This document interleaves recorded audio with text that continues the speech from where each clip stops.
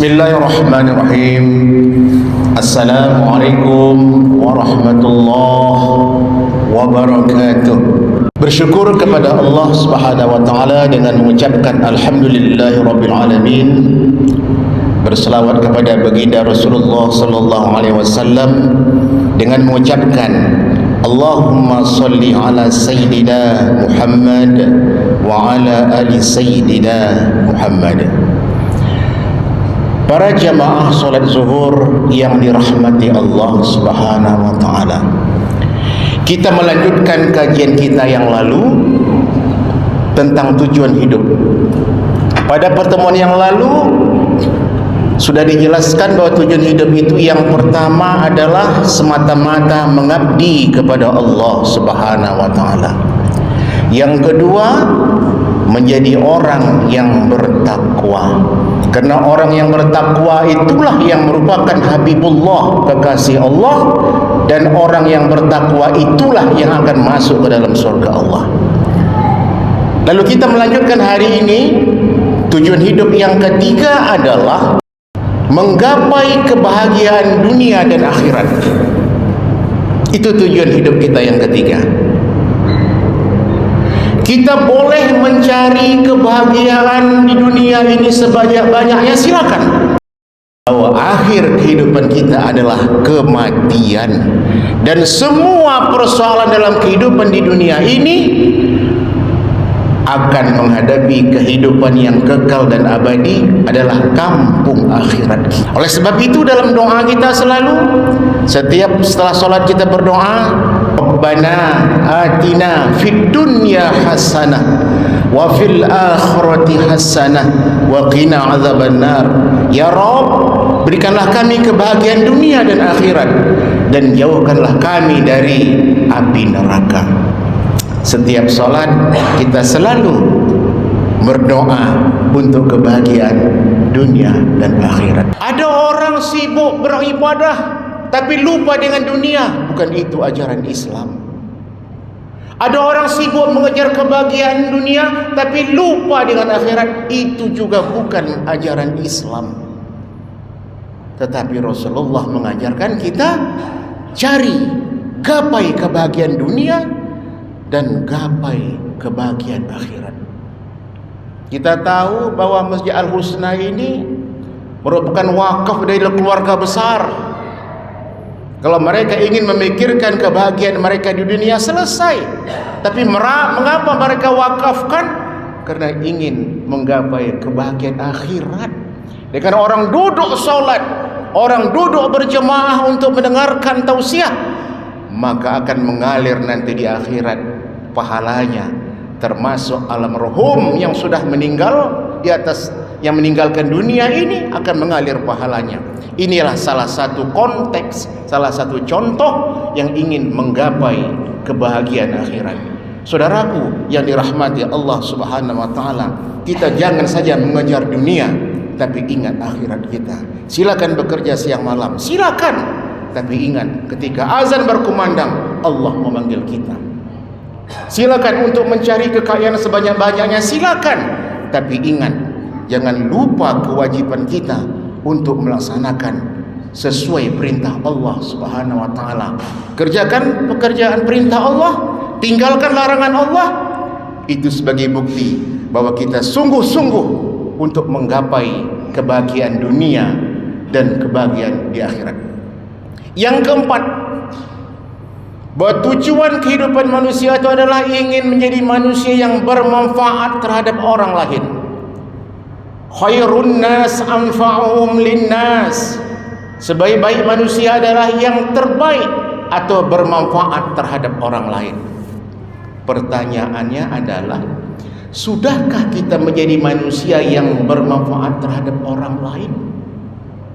Sudahkah kita bermanfaat hidup kita terhadap orang tua kita, terhadap istri, anak, cucu, keluarga, tetangga, sahabat, manusia muslim lainnya yang ada di atas dunia ini? Sudahkah?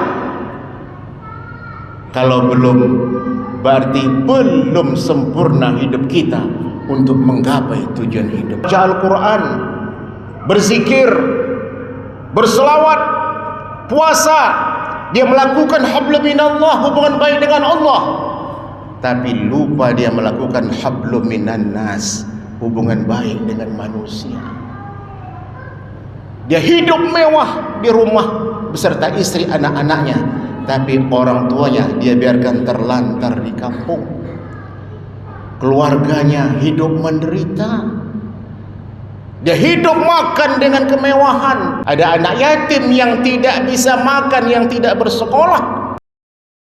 Sudahkah sempurna hidup kita? Belum, saudaraku sekalian.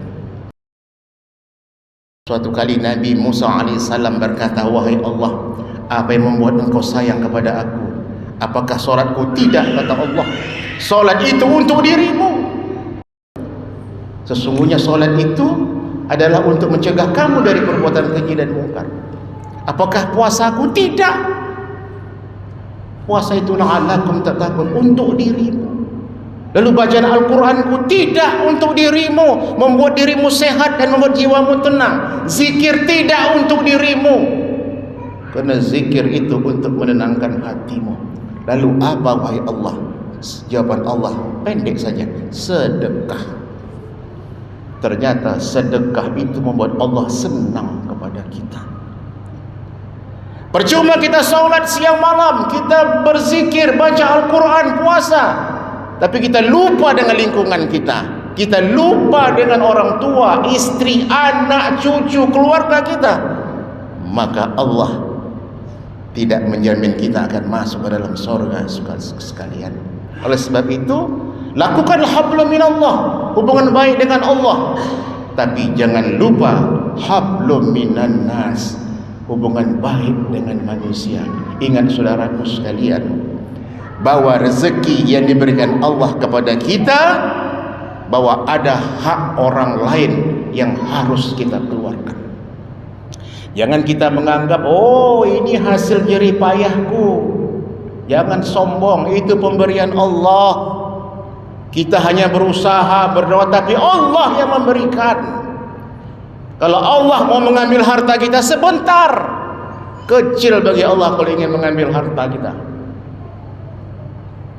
Jangan paksa Allah untuk mengambil harta kita dengan cara Allah. Sakit saudaraku sekalian, sakit, dibikin kita sakit, tak sehat-sehat, berobat kemana-mana, uang keluar terus.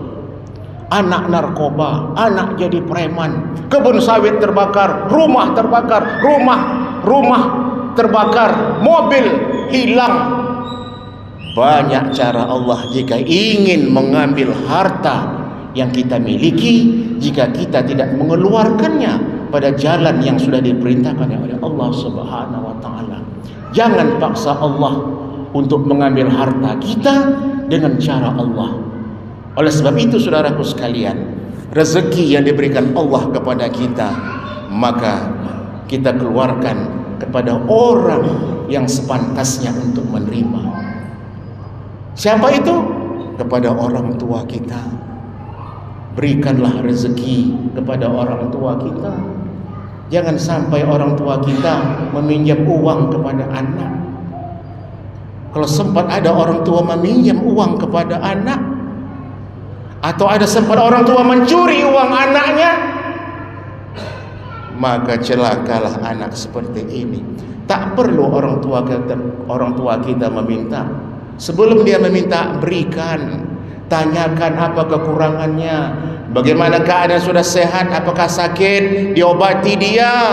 Jangan sampai orang tua kita meminta, jangan sampai orang tua kita berutang kepada kita. Ini yang banyak orang lupa di zaman sekarang.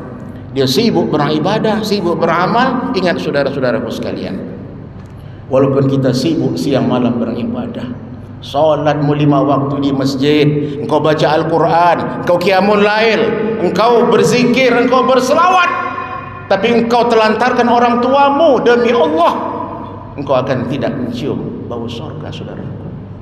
Oleh sebab itu, rezeki diberikan Allah, bantulah orang tua, istri, anak, keluarga kita, fakir miskin, anak yatim.